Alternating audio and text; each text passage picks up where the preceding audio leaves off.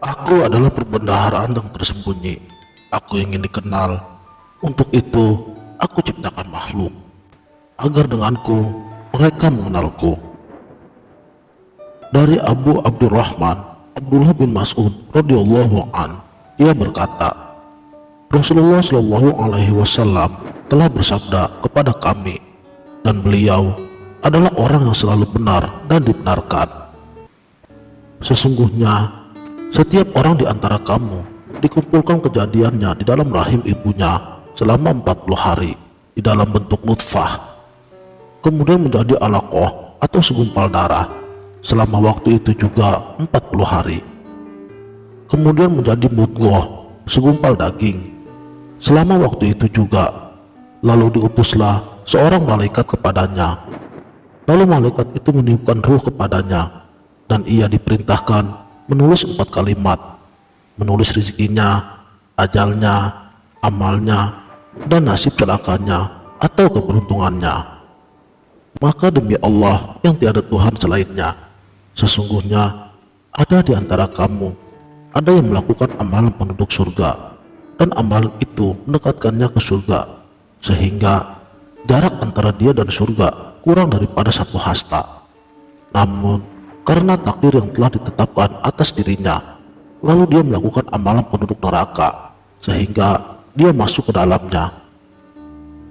Dan sesungguhnya ada seseorang di antara kamu yang melakukan amalan penduduk neraka, dan amal itu mendekatkannya kepada neraka tersebut, sehingga jarak antara dia dan neraka hanya kurang daripada 1 hasta. Namun karena takdir yang telah ditetapkan atas dirinya, lalu dia melakukan amalan penduduk surga sehingga dia masuk ke dalamnya.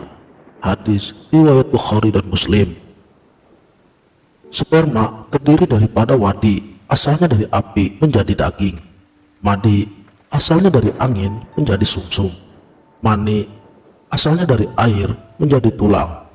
Manikem asalnya dari bumi menjadi kulit. Wujud jasmani manusia bakal rusak, tetapi rasanya akan tetap ada, enak dan tidak enak. Hanya alamnya akan berbeda. Itulah sebabnya makhluk umurnya tidak sama. Semua memang kehendak Allah, panjang dan pendeknya umur manusia. Akan tetapi secara syar'i, wadahnya yang tidak kuat, jadi suka cepat mengalami kematian. Proses nabati dan hewani, halal dan haram, namanya madi, wadi, mani, dan manikem. Itulah yang kurang kuat, makanya cepat mati. Wadahnya hidup, yang kurang kuat adalah mani.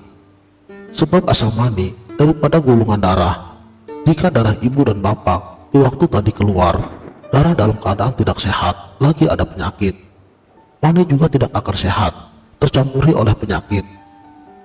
Jadinya tetap jadi, tapi cepat lapuk, umurnya tidak akan bertahan lama, karena sudah keropos tadinya.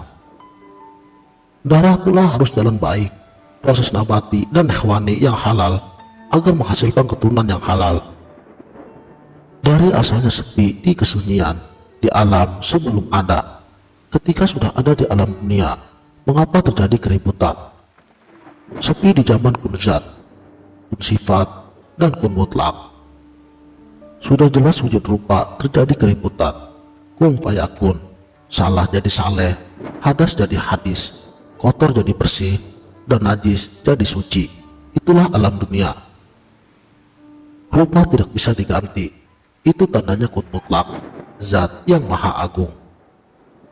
Ketika bayi di alam rahim, di dalam air ketuban, belum ada nyawa, baru ada hidup, yaitu adanya ruh, rasa, pendengaran, dan nafsu mutmainnah.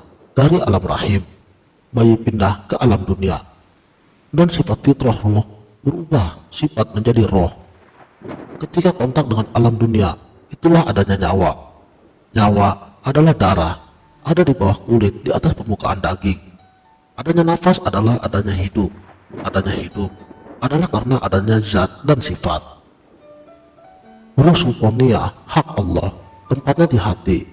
Jika ruh ini keluar daripada jasad, manusia akan mengalami kematian. Ruh ruhaniyah, hak Rasulullah, tempatnya di dada atau jantung. Dan pada 360 sendi, malaikat muqarrabin di setiap sendi, sama dengan 360 hari. Badaniyah bukan raga, satu badan, satu atap. Ruh Muqaddiyah, ruh ini yang suka meninggalkan jasad, termasuk mimpi. Mimpi yang benar adalah kita bisa mengingatnya dan menceritakannya dengan jelas, walaupun kejadian mimpinya sudah lama. Ruh diniyah atau jasadiyah, berdirinya Islam, fitrah diri atau fitrah agama. Ruh samawi diproses melalui ilmu, bertemu dengan Ruhul Kudus, Rasulullah Shallallahu Alaihi Wasallam.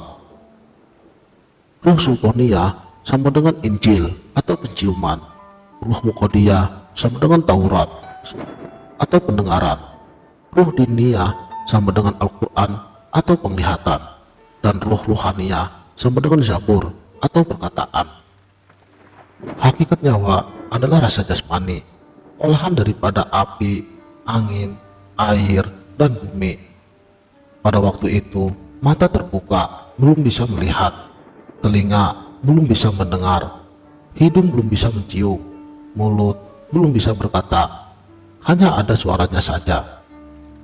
Setelah diberi ASI atau makanan apa saja yang berasal daripada saripati api, angin, air, dan bumi, maka dari saripati yang 4 ini menjadi nur darah yang 4 macam. Pertama alif, nur darah merah dari saripati api, adanya pada daging, membesarkan dagingnya bayi, hawanya keluar melalui telinga hingga bisa mendengar. Kedua, lam, nur darah kuning dari saripati angin, adanya pada sumsum, membesarkan sumsum bayi, hawanya keluar melalui hidung hingga bisa mencium dan merasa. Ketiga, lam, nur darah putih dari saripati air, adanya pada tulang, membesarkan tulang bayi, hawanya keluar melalui mata hingga bisa melihat. Keempat, ha, nur darah hitam dari saripati bumi, adanya pada kulit, membesarkan kulitnya bayi, hawanya keluar melalui lidah atau mulut hingga bisa berbicara. Wallahu a'lamu bishawab.